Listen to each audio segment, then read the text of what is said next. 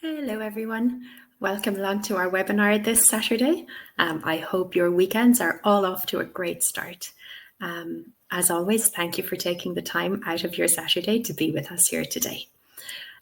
My name is Mairead, and if you haven't seen me on these webinars before, let me introduce myself. Well, my name is Mairead, rhymes with parade, and I am from Ireland. I am currently in the west of Ireland. Our clocks went back last weekend, so no doubt you will see the darkness descending behind me through the door as the hour wears on. I've been in the TEFL industry for over 20 years now, and yeah, enjoying every second, even after so much time. So today's topic is really exciting because it's something that I have dealt with many times in the classroom over my working life, and no doubt something that you will all deal with once you start teaching. And that topic is mixed ability classes. So let's dive in. We have a lot to say about this. And as always, afterwards, there will be a Q&A session. So if you have any questions about this topic, you will have the opportunity to ask me. If you have questions about any other aspect of the course or teaching, please do send a ticket to tutor support. All right, let's get going. So, mixed ability classes, as the name suggests, are classes in which all of the students have different strengths and weaknesses. That will always be the case in any class you teach, but sometimes there are significant differences that may make your life a little more complicated. Students in these types of classes are often at the same English level, like technically, but have different language abilities. I can remember one pre-intermediate class I taught. Now, if you're familiar with the CEFR level, pre-intermediate would be A2 level, okay, also called lower intermediate. However, within that pre-intermediate class, I had students who had just come up from elementary, and I had students who were just about to go to intermediate. So students at completely opposite spectrums of the level. So, you know, that had a fairly strong effect on how my class went, because some were much weaker relative to others. Another thing with mixed ability levels or mixed ability classes is that students may learn at different paces. Okay, that might be what makes the ability mixed. So, for example, you explain something and half of the students get it immediately. Okay, maybe they are language people and it just makes sense to them. Whereas other students will take a bit longer and maybe they will need more explanations, more practice. And yeah, it's up to you as the teacher to you know, balance those two needs. The need not to bore the quicker ones, but also the need to keep going over stuff so that the students on the lower end can also follow you. So you can see mixed ability classes full of dilemmas. And, you know, that's the job of teaching. That's the joy of it, the challenge and the joy. You may often find that students in your mixed ability classes can come from different countries. They will come from different educational systems. They'll have a different way of doing things. They'll come from different educational backgrounds. I often find that in a mixed ability class, you can better manage it by conducting a needs analysis. Now, just in case you've never encountered the term needs analysis, this is a process by which we try to gauge where our students are in terms of strengths and weaknesses. Because, for example, a student might be very strong in grammar, but you will find that their speaking might be very weak. Okay, so they'll be very confident on paper and well able to do their activities, but when it comes to speaking, they might find that difficult. Alternatively, a student might be very good at speaking and writing, at like productive skills, but they may really struggle with listening. Okay. So, every student will have their areas of strengths, their areas of weakness. That is completely normal. And it's very helpful for us to know that in advance. Okay, that is really important information for us as teachers when it comes to structuring our classes. A needs analysis can be like an assessment, where students have to do all 4 skills and maybe a grammar test. Or it could be something as simple as just an informal chat with each learner, asking them like, what areas do you feel strong in? What areas would you like help with? A needs analysis can be as comprehensive or as short and informal as you want it to be. I always like to go down the informal route with my students, because, some students just don't test very well. So if you prefer to do like a full assessment of 4 skills and grammar, by all means, go ahead and do it. It's just not something that I personally choose to do. I think by talking to each student and then by listening to them interact with their classmates, you can often form a far better picture of what their actual strengths and weaknesses are. But yeah, love a needs analysis. It's very, very helpful, especially when you're getting to know your students for the first time.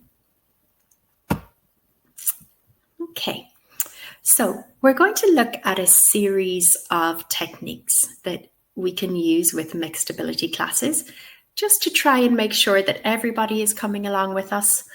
We're not leaving anyone behind. We're not boring anyone to tears.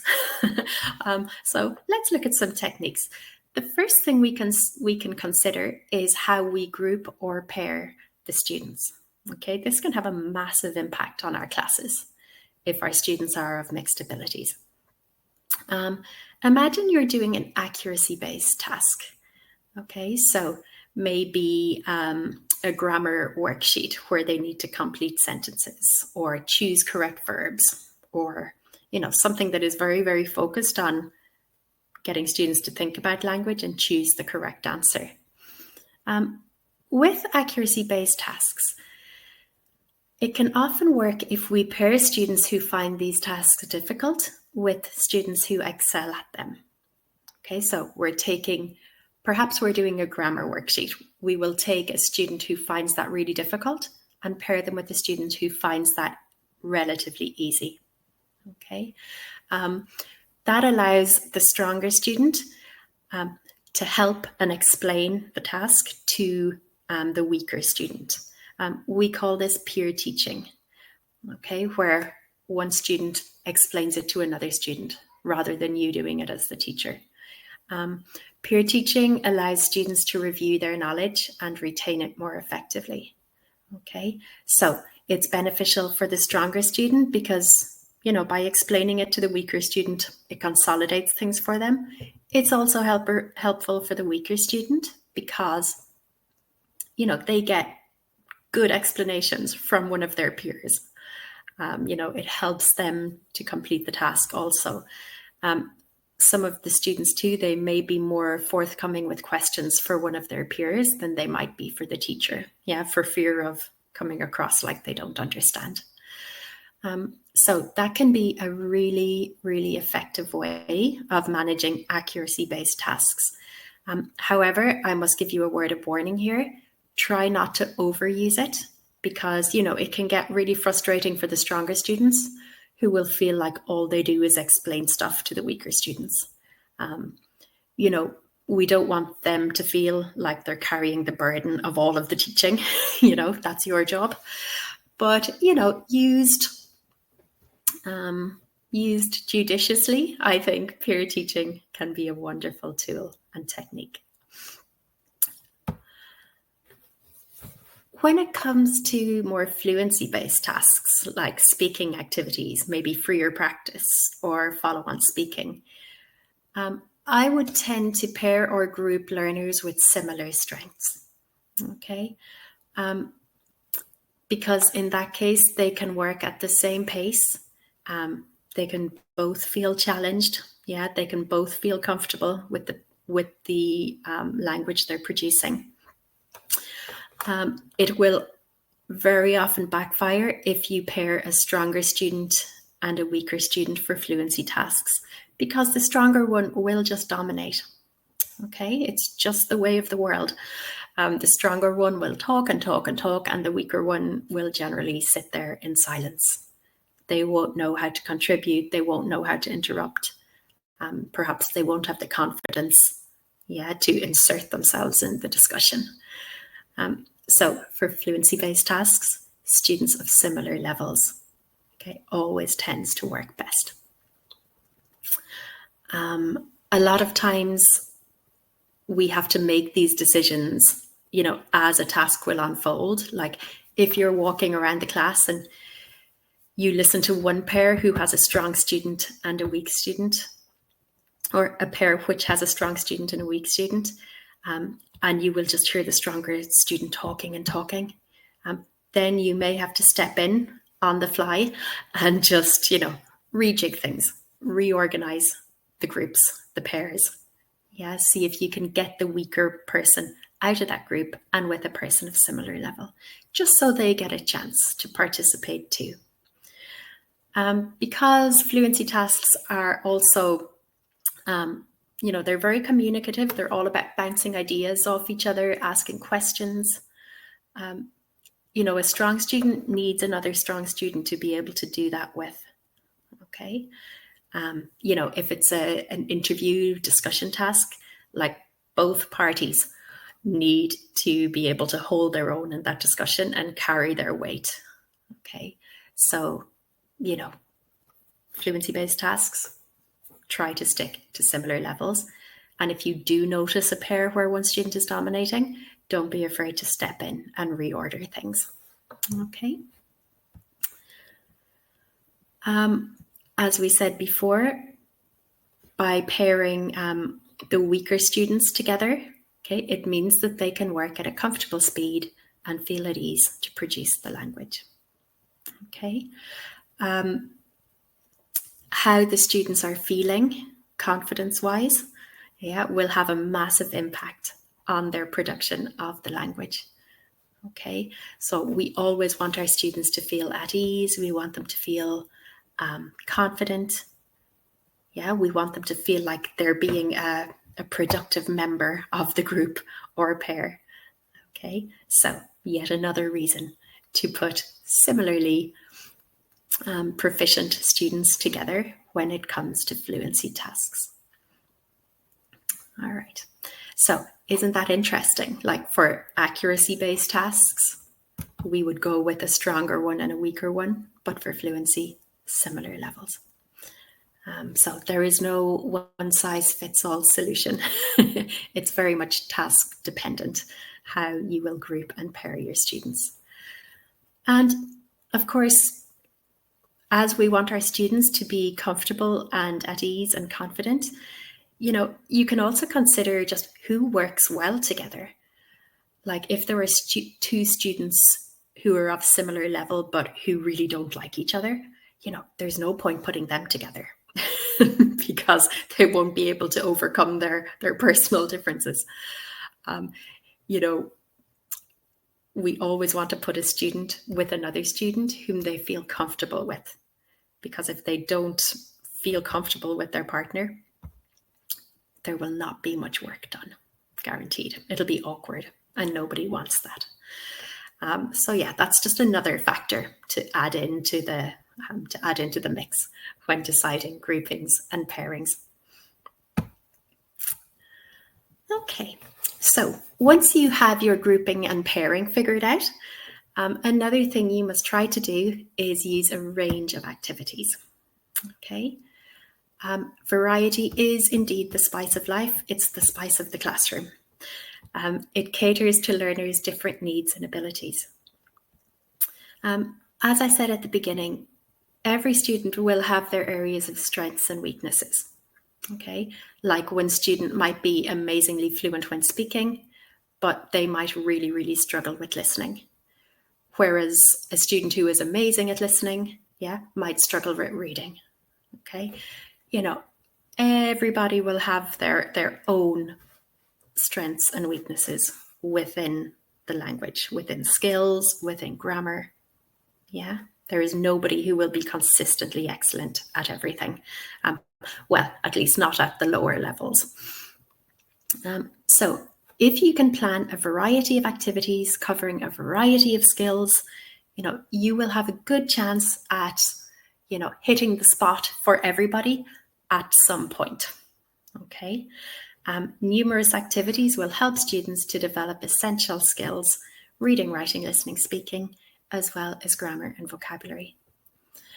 Like if you have an obsession with grammar worksheets and that's all you do, it's great for the students who are good at grammar, but for the ones who aren't, that won't be serving them very well because they'll never get the chance to do what they are actually good at. Okay.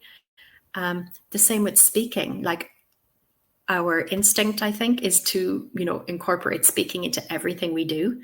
But, this should not be at the expense of, say, listening. Yeah. Because if a person can't listen, they're not going to be a very effective communicator.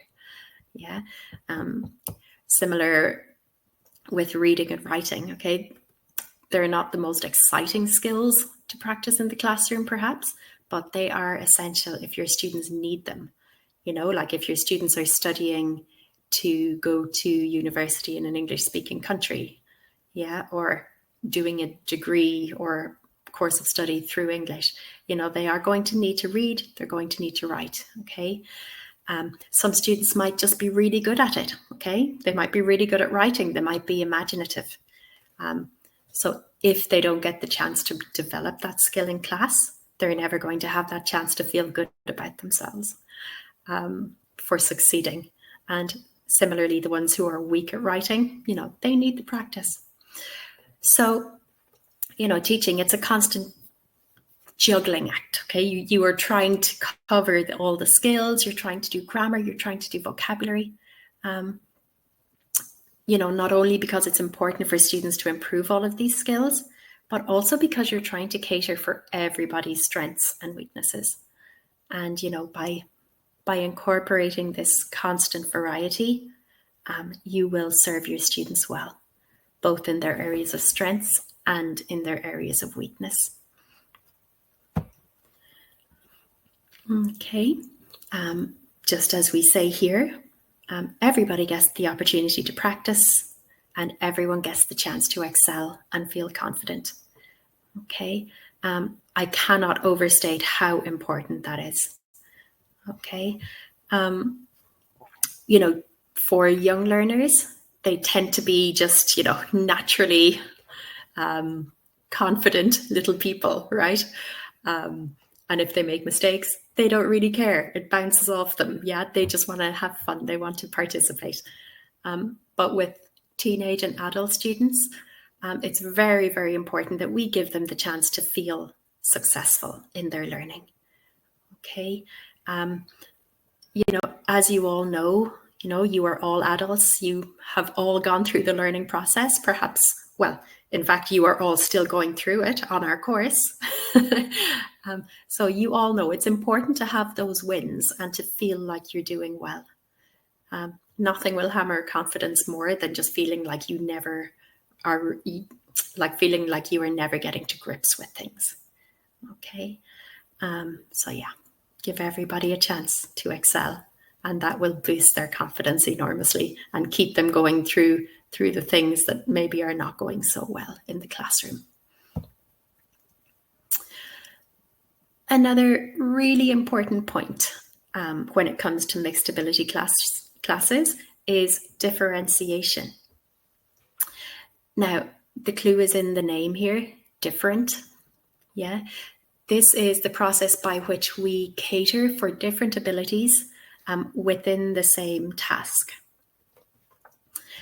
So ideally, we want to try to create and plan tiered activities. Okay, like when we're planning an activity, we always want to go from easy to more difficult. Okay. We want to provide extra support materials for learners who are less proficient. okay, such as visual aids, vocabulary support, sentence starters, or vocabulary prompts. Okay, we never want to just throw our students into a task and say, okay, I want you to talk about the environment, go. We never want to do that. It's not fair. Even like very proficient native or native-like speakers would have difficulty with that. So, give your students the support they need. Maybe brainstorm ideas in advance. Maybe give them some important vocabulary they can use. Okay, give them a structure. Okay, give them an example answer. Okay, maybe give them pictures to give them ideas. Okay, we never want to throw them into a task with no preparation, because that is tricky. Even guaranteed, if I asked any of you right now to talk about the environment for 2 minutes, you would have that thought of, oh, what am I going to say? I don't know. Where do I start? What do I talk about? Yeah, your students will have that too. So offer support pre-task. Yeah, make sure they're really prepared by the time you ask them to speak about something, or indeed write about something. Okay, so we are employing techniques of differentiation by scaffolding, by building up a support structure that will help the weaker students to do the task, but that will also benefit the stronger students by allowing them processing time. Another way we can use differentiation is, well, I said a minute ago, by always starting easy and getting more difficult. So you can also include different levels of difficulty in your worksheets. So say you do want students to do a reading task, or you do want them to do a grammar activity. Start basic, okay, and then build it up, okay, and get more complex as the activity develops. So that, for example, if you have a mixed ability class doing a reading comprehension with 15 questions, you might say to some of the weaker students, like, okay, this group, you only have to do questions 1 to 5, okay? The next group, you can do questions 1 to 10. And this group, who may be the strongest students, you can try all of the questions. Okay, so you've provided different levels of difficulty throughout the task, and it's just a matter of pointing the right students to the right section. And if the weaker group do questions 1 to 5 without any problems, you can tell them, keep going. Okay, why don't you try the next 6 to 10? Okay, or if the middle group do 1 to 10 really quickly, urge them on. Okay, ask them to finish. But we can have this flexibility, okay, by ordering our activities and our worksheets in level of difficulty, always from easy to more difficult. That's a skill in itself that you will develop as you progress throughout your teaching career. Like, you have a much better idea of how the abilities can vary across the different skills, and you can plan your activities accordingly. Okay. I know it may be in your head that all students have to complete everything all the time, right? But that's not necessarily true. Okay. Step away from that mindset. Really, we want students to be doing things that are helpful for them, and expecting a weaker student in the class to do the same work as the strongest student in the class may not necessarily be beneficial for them. Okay, it will knock their confidence, and it will make them feel like they're not good enough. And that is the last thing on earth we want to do. Now, it's a bit different, like if you're preparing for a proficiency exam, like maybe you're preparing a class for IELTS, or maybe you're preparing a class for the Cambridge exams. In that case, you will need to find a way to support the weaker students too, because in the exam, they won't have the option of not doing it. But in a general English class, with no exams at stake, definitely employ some differentiation. And bear in mind that not everyone needs to do everything. Okay. All right. Another thing we can do with our mixed ability classes is to incorporate a lot of open-ended activities. Okay. So instead of giving an instruction like, in your pairs, I want you to write a 20-line dialogue using all of the conditional structures. Instead of that, okay, make it more open-ended, like with your partner, I want you to write a dialogue between a mother and daughter about winning the lottery. Okay. So we haven't told them they need to write 20 lines. We haven't told them that they need to incorporate all of the conditional structures. Yeah, we've left it open-ended. That way, when we group our students, now this would be like a fluency task, right? So we would group our students of similar levels together. We haven't included many specifications, okay? We've given them the freedom to produce what they can produce and what they feel comfortable producing. The students who are in need of support can complete the task within their abilities. Because if you tell them write 20 lines and they only write 6, it doesn't matter how good those 6 lines are, they're going to feel like they failed. And, why would we do that to them? There is nothing inherently important about the 20 lines, right? That's just an arbitrary limit we set. So keep things open-ended. Group the students of similar levels and let them do the task to the best of their ability. Okay. And you will find that the stronger students will go that extra mile. They probably will write 20 lines anyway, because they can. And the weaker ones, they may write 6 or 7. They will have felt comfortable doing it. Okay. It will have been valuable practice for them. So consider open-ended activities. Okay. Not every activity can be open-ended, I guess. Yeah, but do try to incorporate them and give the students the freedom to produce what they feel like they can produce. Another thing that is absolutely fundamental, do always plan some extra tasks. There will always be those super strong students who finish everything in record time. Okay, and before the others have finished doing number 1, these other students are finished. It's like the dreaded finished that every teacher hates. So we've got to be prepared for the ones who finish early. Always have some extra tasks, maybe an extra worksheet or an extra reading, or you can point them in the direction of someone who is struggling and ask them to help them out. We've got to have something ready, because we can't have the ones who finish early just sitting there bored with nothing to do while everybody else finishes the task. Okay, so always have something up your sleeve.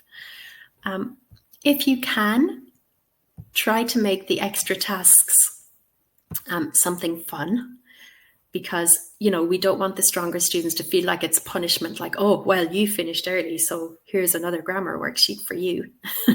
Okay. We don't want to dissuade them from working at their pace by always giving them boring things. So, try to make the extra tasks something nice, okay, something fun or something engaging that they won't mind doing. But above all, plan extra tasks to cater for the early finishers. If you have students who are noticeably weaker in one area or another, do consider what homework you can give them or what practice outside lessons you can give them to help the less advanced students to improve. If they struggle with listening, maybe you could ask them what they're interested in, and you could recommend a TV series, or you could recommend a podcast, okay, to them. something that they would be interested in. Or, you might find a book that you think they would like. You might find a graded English language website they could use. Always consider ways that you can encourage them to develop their weaker areas outside of the class time. You can also do this with the stronger students too, of course. It's just a matter of, talking to them, finding out what they like, and making recommendations. They will really, really appreciate it, I'm sure. Okay, so getting towards the end of our webinar presentation, let's talk a little about correcting in mixed ability classes. As teachers, we do a lot of correction. It's just the nature of the job, okay? Bear in mind, though, that students who find accuracy difficult may make more mistakes than their classmates. Students who may be amazing at reading and listening might not be so good at grammar, for example, or vocabulary. They might make a lot of mistakes. So in our classroom, we want to use correcting techniques that don't single out their errors. Okay, we do not want to lower their confidence levels by constantly saying, that's not it. No, that's not the answer. Try again. No matter how nicely and diplomatically we do it, we do not want to keep, singling people out for correction. So use techniques that are a little kinder and that don't name names. Something I like to do a lot is while students are doing a task, I will, if it's a writing task, I'll look over their shoulder and see what they're doing. If it's a speaking task, I'll walk around and listen. But I will write down mistakes on a piece of paper as I hear them or see them. Okay. Then at the end of the task, I will write all of the mistakes I've heard up on the board. And I will say, these are some mistakes I heard as I walked around the classroom. Now, with your partner, see if you can correct them. So you are not naming any names, okay? You are just saying, I heard some of these. Yeah, I heard these mistakes. Yeah, nobody knows who they're from, okay? And the student who made the mistake isn't being named and shamed. So always bear in mind, when correcting, try to be very kind about it and try not to knock anybody's confidence by, calling them out in front of the class.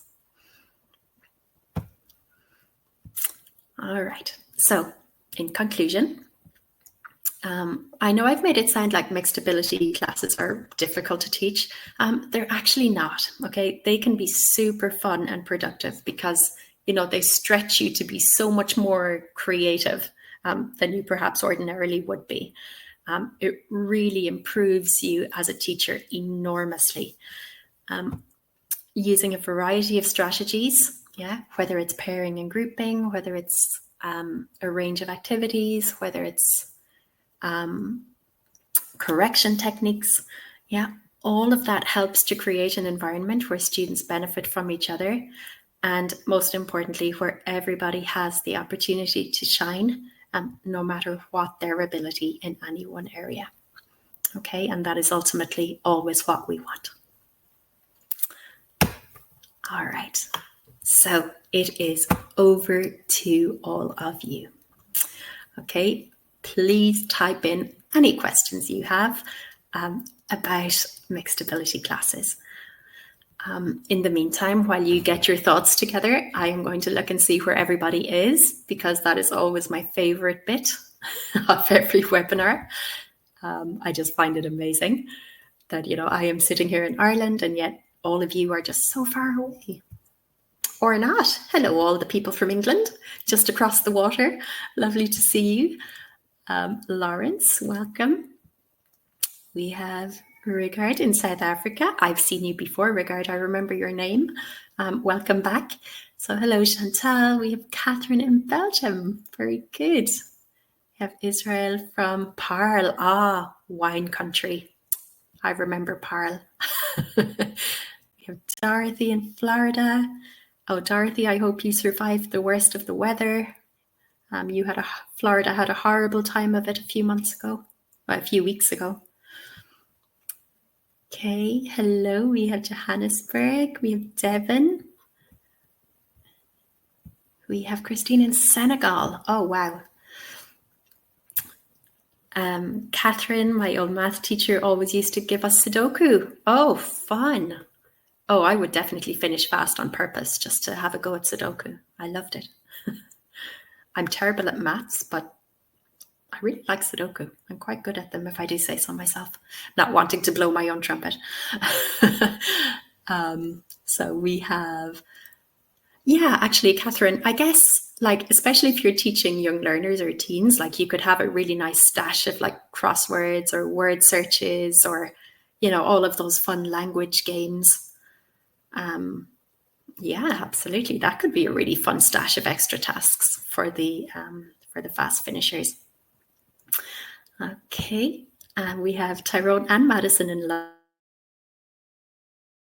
London. Oh, lovely. My favorite city. It's amazing. And yeah, also in Parle, we have Wendy Jane in Spain. Ah, cool. I lived and worked in Spain for like nearly 10 years, Wendy. It was, yeah, a wonderful time in my life. Where in Spain are you? Pop it in the chat box just because I'm nosy and I like to know these things. Okay, we have Sarah in Texas. Wonderful. I love that accent. I wish I could hear you speaking. It's like one of my very, very favorite accents in English. And Jada in the USA. Ah, we have our usual wonderful geographical spread. Absolutely love to see it. Oh, Wendy, you're in Murcia. Oh, nice. I hope your region escaped the worst of the terrible, terrible, terrible floods from last week. That was so tragic. I hope you haven't been badly affected by it. And Ilyana, we have a question. Let's take a look. How do you navigate students' emotions when dealing with mixed ability classes? Great question. Some students could feel unfairly treated when some have more assistance or you use different learning styles to help. Yeah, great question, Ilyana. It's a very emotive thing. A lot can depend on the dynamics of your individual class. But generally, I would say, Ilyana, by using, differentiation and allowing all of the students to work to their ability, that is your best chance at keeping everybody happy and everybody confident. It's always the danger that you will end up giving more attention to the students on the weaker side of things, which can cause resentment with the stronger side of things. So, that's another ball we need to juggle, right? We need to be conscious of giving everybody, the same levels of attention and, try not to get sucked into only helping the weaker students. We talked about peer teaching at the beginning, like asking the stronger students to help the weaker students with stuff. But as I said, try not to overdo that because that will also cause resentment. Like the stronger students will feel like they are teaching assistants rather than students. And, that's not fair either. So as we said about peer teaching, try to use it, as appropriate, but don't overuse it. Or if you notice that the stronger students are getting really fed up of it, don't do it. Okay. They're not there to be teachers. So we don't want to abuse their knowledge by making them act as our teaching assistants. But yeah, good question, Ilyana. It's just something to be conscious of, and to try to spend like the same amount of time with all of the students and not just focus on the weaker ones. Yeah, it's not easy, but it's something we have to do. I think with the stronger students as well, we've got to try to acknowledge their efforts. Okay.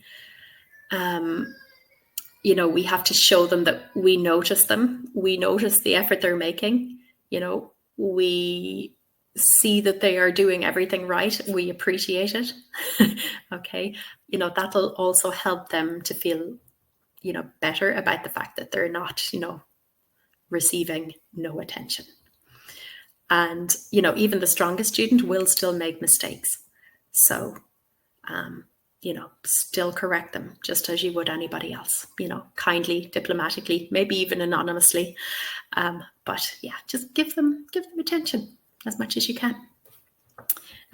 Generally though, if all of the students are feeling comfortable and confident, it'll be all good. All right. If you do notice a student who is like consistently like feeling fed up or resentful, have a chat with them, like maybe after class or before class or while everybody else is busy. Just have a word and say, I notice you're feeling frustrated the last few classes. Like, what's going on? Is there anything you'd like to talk to me about? Is there anything you'd like to do differently? Yeah, definitely.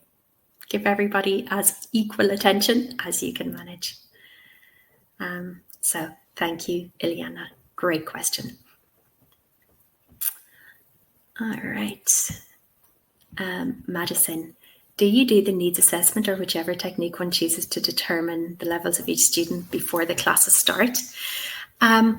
Yeah, I mean, it can depend, Madison. Like if you're working in a language school, chances are that students will already have done some sort of needs analysis, like a level test, to determine what group they should be in. So, it could be really good to take a look at the level test just to get an idea of everybody's strengths and weaknesses. The technique I told you, like the informal chat, that would happen in class. Okay. So when everybody is sitting down, when they're busy doing something, you can just, have a little individual chat, maybe 2-3 minutes with each student while everybody else is busy. Okay. Or you could just, sit down with the whole class, for the first 15 minutes and, just ask everybody a couple of questions, if they feel comfortable with each other talking about their strengths and weaknesses in front of the other students, you could do it that way. But, if they're not comfortable talking in front of the whole group, you can absolutely find little pockets of time throughout the first few lessons to talk to everybody individually. Actually, I've thought of another thing I've done, Madison, that was really successful. After the first class I had with a new group, I gave them like a questionnaire for homework. Now, the questionnaire was just things like, complete the sentences to the best of your ability. Regarding English, or about the English language, I like ... Yeah, I don't like ... I think I'm good at ... I think I need to improve at ... Okay. I need English to ... Okay. I have fun with English by ... So just with those 6 or 7 sentences, the students completed them with their own ideas, like I'm good at grammar, I'm weak at listening, I have fun by watching TV series in English. Yeah, I need English to study at university. Just by that information from each student, that gave me a world of information to work with and to help me structure my lessons. So if you don't want to go down the informal chat route, you could absolutely just give them a quick little questionnaire to fill out for homework and then get it off them the next day. All right. But yeah, there's no real right or wrong about it, Madison, when it happens, as long as at some stage towards the beginning of the year, you get an idea of where they're at. All right. So thank you, Madison. Great question. Okay, Catherine, if a strong and a weaker student are paired together for accuracy-based tasks, what should be done if the stronger student doesn't feel like helping? Yeah, that might happen. Yeah, like as we said before, if there's any resentment there or reluctance there, we've got to just step in and split that up. We've got to put an end to that because, we don't want that happening. It just feels weird and awkward, right? So if I notice that happening, I would just go over to the particular pair and I would say, okay, why don't you two work individually? Okay. I feel like you might be happier working on this individually. So, strong student, or whatever their name is. Obviously, I wouldn't call them strong student, weak student. Maybe in my head I would, but not out loud. So I would say, I feel like you two would be happier working individually. So, Sam, why don't you just do it yourself? And Jim, you can do it yourself. Or if you want, Jim, you can join the group on the other side of you. Okay. So, we're giving the weaker student a choice. Do they want to go it alone or do they want to join the group, sitting on the other side of them? Just because we group and pair them at the beginning of the task, that doesn't mean that we can't step in and split them up again if needs be. Okay. So yeah, never be afraid to do that. Never be afraid to rejig. And I see you have the opposite scenario too. If the weaker student simply leaves everything else to their partner. Yeah, again, don't be afraid to step in. Okay. So I might say, okay, you're right. You're doing really well. You're up to number 5. So why don't we take a break from the pair and strong student, you continue, and weak student, let's go through the rest of them. Okay, what do you think for number 6? Okay, so again, you're noticing the problem, you're stepping in, and you're fixing it. Okay. All right, so thank you, Catherine. Good questions. Okay, and Eliana, thank you. You are very welcome. So Tina, are there such classes online, like teaching English online? Yeah, absolutely. A lot of English classes online. So many. Okay, good. So Lawrence, I see you have a question here. I think you could definitely, it's not really related to the topic today, so you can definitely send that to tutor support. Or if we don't get in any other questions on this topic in the next couple of minutes, I'll come back and answer it for you. Okay, but for the moment, I am just going to see if we have any other topic related questions. Okay, Happy Dog English, we have a question. Oh no, we don't have a question. It's just a comment. But Mairead, you've got to be Irish, Happy Dog. Look at that fada on the E. I haven't seen that in a long time. It makes me happy. Thank you. And yeah, enjoy the rest of your weekend. Okay. So I don't see any other questions. So Lawrence, let's give it a whirl while there are no other topics yet. What's the difference between freer and free practice speaking activity in a speaking lesson? So Lawrence, typically we would use these terms when we're talking about a PPP lesson. So our present, practice, produce. So generally in a freer or a free practice, we want students to practice fluency. Okay. We just want them to talk and talk and talk. Okay. Preferably using a particular set of vocabulary or a particular grammatical structure. So yeah, free or freer, it's all about fluency. So typically when we call something a freer activity, we will give students maybe some questions to discuss, some prompts. Okay. it will be quite focused on getting them to use whatever vocabulary or whatever grammar we would like them to use, but we don't want to oblige them to use it. Okay, so for example, if you've been teaching the present perfect, we don't want to say, now only using the present perfect. Okay, I want you to say 10 sentences about your experience. Okay, so like in Freer, we might say like, have you ever been to France? When? Did you like it?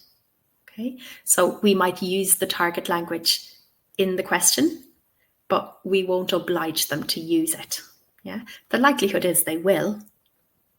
Yeah, but we can't oblige them to use it, but we will give them some guidance. Whereas in a free practice activity, we don't even use the target language in the question. We might just say, talk about your life experiences, find out as much as you can from your partner.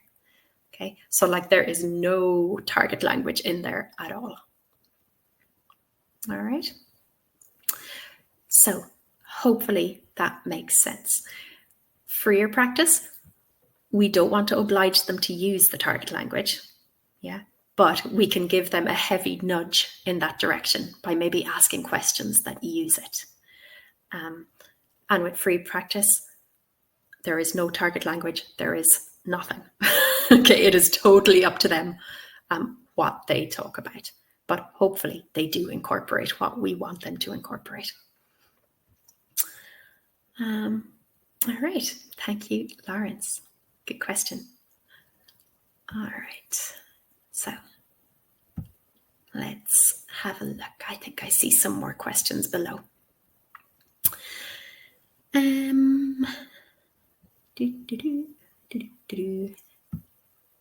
Jada, hello. Jada in the USA, I think I remember. What amount or percentage of learning should different students do in order to feel successful as a teacher? How would that look in the lesson plan, goal, or aim? Jada, I am not entirely sure I understand this question. So successful as a teacher. So I would say, for you to feel successful as a teacher.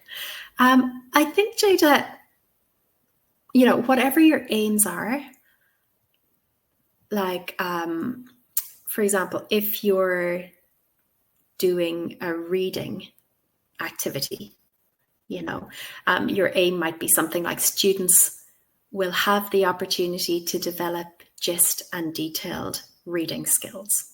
Okay, that might be your aim. Yeah, like they will have the opportunity to develop gist and detailed reading skills. Then if you go through your lesson and you have planned your activities nicely and students have done a gist reading task and they've done a detailed reading task, then you should be happy with that because they have achieved your aim. Okay. Similarly, if it's a speaking lesson and your aim is, students will have the opportunity to develop fluency in the context of talking about family. Yeah. If you have your tasks planned well so that they do give students the opportunity to develop fluency and students do the task and they speak, well, you can feel successful as a teacher. Okay. That's why, Jada, that it's really important that your aims are realistic.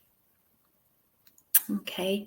A lot of times when we're writing aims, we use language like students will be better able to, we're not saying they will be able to because we can't guarantee that, but we can say students will be better able to use the present perfect. in the context of life experiences, or students will have the opportunity to develop. Okay, again, we're not saying they will develop because we can't guarantee that, but they will have the opportunity to develop. That we can do, yeah, because we can give them tasks that will help them to develop, yeah, if they so wish. So hopefully I have understood your question and that made sense. If you have, or if you need any other extra information, pop another question in the chat box and we will see what we can do. Okay, yes, I see. Make sure tasks are small enough for students to reach. Yeah, that's a great way of putting it, Jada. Just make sure they are achievable. Yeah, make sure they're realistic and achievable. Yeah, good. You got it. I'm glad that made sense. Thank you, Jada. So Lawrence, give examples of fluency-based activity. So examples, Lawrence, of speaking tasks. It could be a role play.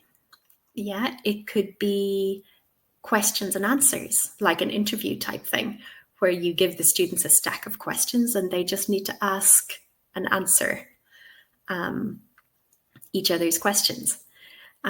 It could be a debate type activity where you set up like two teams and give them like different opinions on a topic.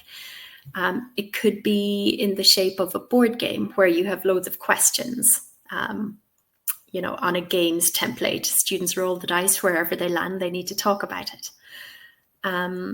It could be some sort of ranking activity.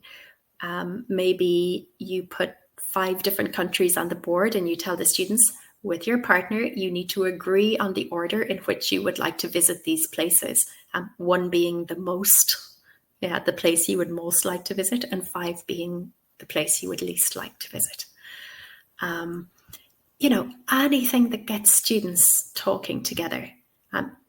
It could be as simple as you writing 2 questions on the board and getting them to discuss. Okay. It could be, one thing I really like to do is, if I'm just doing like a standard discussion question fluency task, instead of giving the students worksheets with like 10 questions, I'll put the questions on, you know, individual, what do you call those things? Flashcards. So I'll write the questions on individual flashcards and like stick them up around the walls of the classroom, so that instead of sitting and talking, students are standing up and in pairs they're moving around the classroom discussing questions, yeah, on the move. You could give them pictures instead of questions. Like you could do picture description, you know, give the students a stack of pictures and say, now in pairs, I want you to talk about these pictures. Like, what do you think is going on? Yeah, where are they? What are they talking about? What are they doing? Yeah, where is this? Would you like to go there? Do you think it's a good experience? Sky's the limit, Lawrence, when it comes to speaking activities. You know, it's just so much fun doing speaking activities, because, you know, the possibilities are endless. So yeah, just get your thinking cap on. And, you know, I've given you all a ton of ideas there very quickly, but there are a lot more. Yeah, there are way more things you could do.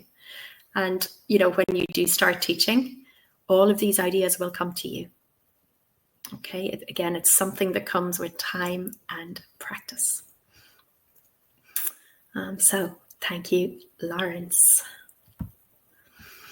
Okay, so I have just looked at the clock and we have less than 1 minute left. Oh my goodness. So I know I have given a ton of information in this webinar. I don't expect you all to remember everything I've said, because there was a lot. So as usual, this webinar will be posted on YouTube either tomorrow or Monday. Okay, so please do go back and you can rewatch, take notes. And as ever, if you have any questions about anything teaching related, please send a ticket to tutor support and we will be only too happy to answer you. As always, let me remind you that all of our webinars are on our YouTube channel, so please go across and check them out. We have webinars going back years on every topic you could imagine. So, do take a look at our YouTube channel and find out about all of the range of webinars we have there. If you could spare like 2 more minutes of your Saturday, we would really appreciate it if you could complete a very quick survey based on this webinar. We love to know, if it's a topic you find interesting, if you have suggestions for other topics, basically any suggestions for improvement, we love to hear them. So you can scan the QR code here, or I will write the link in the chat box so that you can get to the survey a bit more quickly.